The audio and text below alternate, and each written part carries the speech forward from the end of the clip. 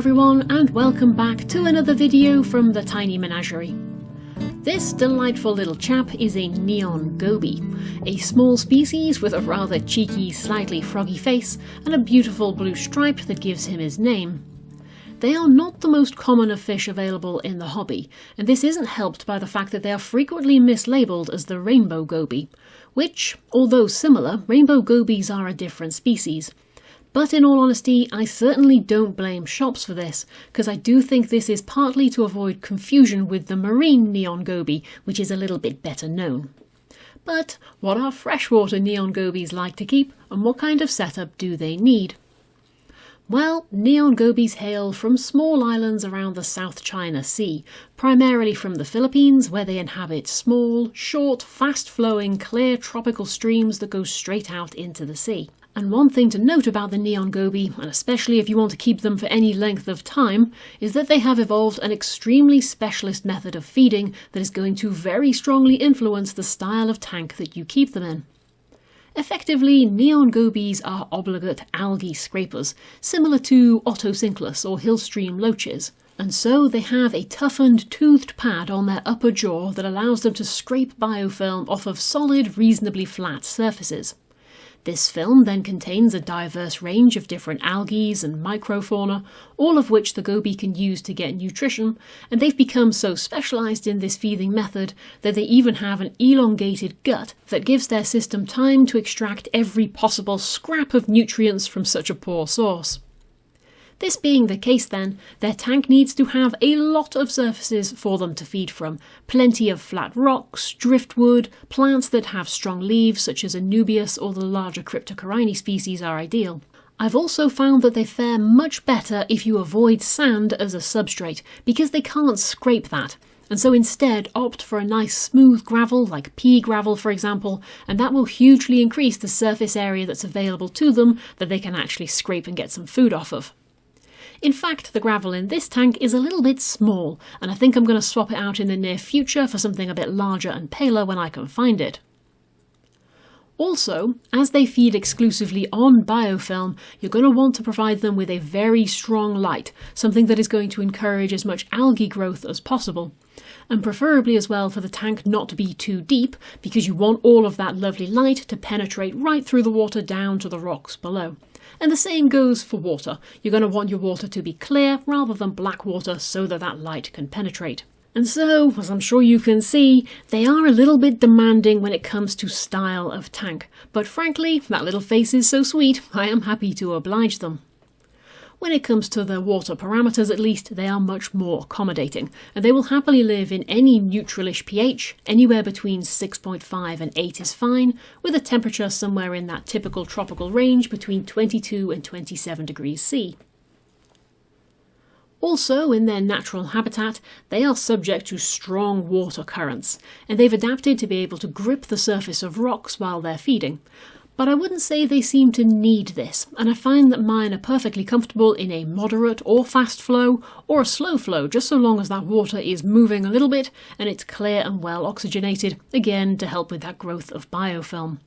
And I really can't express enough the importance of biofilm for these guys, because obviously if you can't provide them with it, then you really do run the risk of them starving to death, because it's very difficult to supplement their feed as well.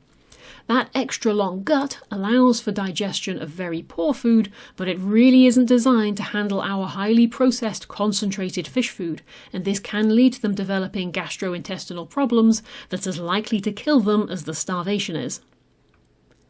They can have some fish food in their diet, and you'll notice that they very happily scavenge around for scraps, but only infrequently, certainly not more than every few days, and certainly not in bulk, so no direct feeding of the gobies, just to reduce the risk of overloading their delicate system.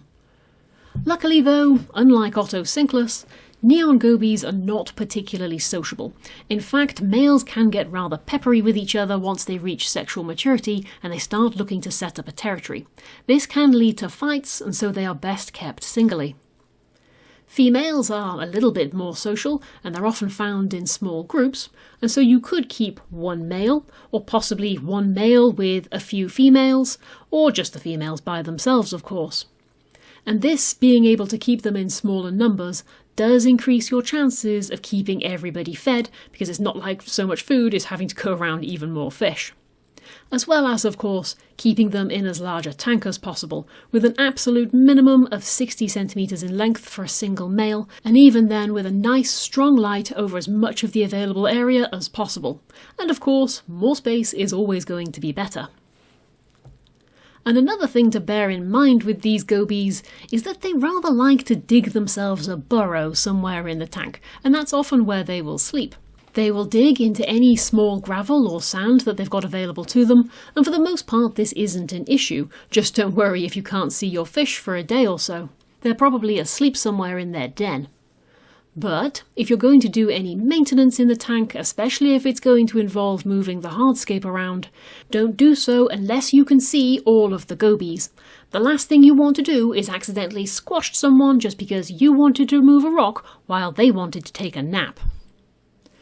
Now, neon gobies also have a very interesting reproductive strategy that allows them to live in these short, fast-flowing streams that go straight out to sea. Females produce a huge number of minuscule little eggs, up to 10,000 in a single spawn, and then these eggs get washed out to sea, much like with a Marno shrimp, for example.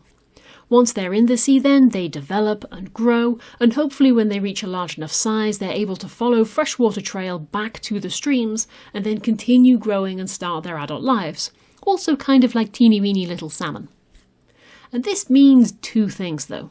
Number one, if they have ever been bred in captivity, then it is fiendishly difficult to do so, what with all of the salinity changes at the correct stages of larval development and so on. And so too, the neon gobies that you see in shops are pretty much all wild caught as youngsters, and then they get shipped around the world for us enthusiasts. And this does mean that they have had a rather rough start in life, coupled with the fact that they have been shipped while they are young and growing, and they're very difficult to feed. And then by the time they reach the shop and they're finally put on sale, then there are lots and lots of them crammed into a small space, there still isn't enough food for everyone, and so now it's a race against time for them. Because if they remain in this starved state for a prolonged period of time, they will become malnourished and stunted, which sadly is irreversible damage. And as far as I can tell, the only way to avoid this is to ask the shop how long they've had the fish for, and avoid any that seem to have been waiting for an excessive amount of time before being sold, which again is very difficult to judge. But try to look for the biggest, fattest fish that you possibly can. Now, when it comes to tankmates, neon gobies are perfectly harmless, and they certainly don't nip fins or anything like that. They stay out of the way of either very shy fish or very boisterous ones, and they're perfectly brave even if they are the only fish in the entire tank. In fact, the existence of other fish seems to completely pass them by. The only tankmates I would avoid like the plague, if you possibly can, is snails, simply because they are a direct competitor for that wonderful precious resource, the biofilm. And, as my tanks can certainly attest to, many common snail species can reproduce explosively, easily outcompeting the gobies. Shrimps are much less of a problem, simply because their numbers tend to be much smaller unless you're actively trying to grow the colony, because many of the shrimplets get picked off by fish. As a rule though, neon gobies show no interest at all in other fish species, even really small ones, although obviously males will chase other male neons away, as well as other similar looking gobies, they'll get chased out of the territory too. Also, being small themselves, with adults only reaching about 2 inches in length, it hardly needs to be said that they will be eaten by much larger fish, so don't go keeping them with monsters and huge things. For the most part though, so long as another fish can live in the goby style of tank, then they will tend to get along just fine. Now, it might sound like neon gobies are a bit of a pain to keep, and in all honesty, they can be.